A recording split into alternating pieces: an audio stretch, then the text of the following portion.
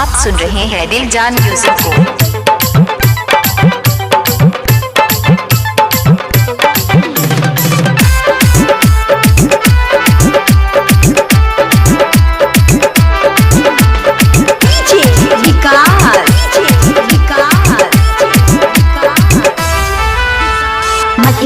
सीतामढ़ी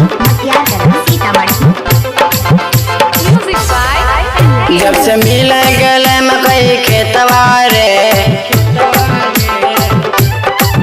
जब से मिल गले मकई खेतवा रे, फूलता गोरी के पेटवा रे, मजा ले ले बा चौधरी जी के बेटवा रे, फूलता गोरी के पेटवा रे, फूलता गोरी के पेटवा रे। म्यूजिक डायरेक्टर अवधेश राज।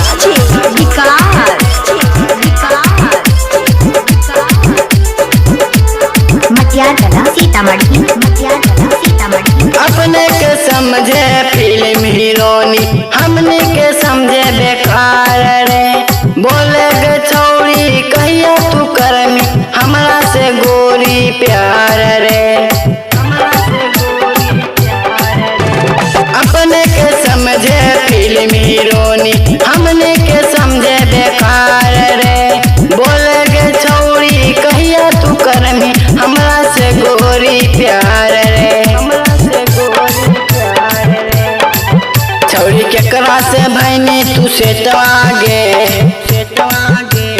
फूलता गोरी के पेटवा रे, मजा ले ले बा चौधरी जी के बेटवा रे, फूलता गोरी के पेटवा रे, फूलता गोरी के पेटवा रे।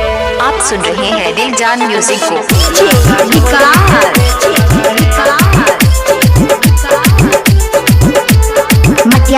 सीतामढ़ी सुधीर सुनील रहे ओकरे फेरा में, फोटो खिंचावे साथ में, राइटर रंजीत संगे घूमे बजरिया, जाई के गोरी रात में, जाई के गोरी रात में। सुधीर सुनील रहे ओकरे फेरा में, फोटो खिंचावे साथ में, राइटर रंजीत संगे घूमे बजरिया, जाई के गोरी रात में, जाई के गोरी रात में। सिंगर रोशन से कैले का भेटवा रे,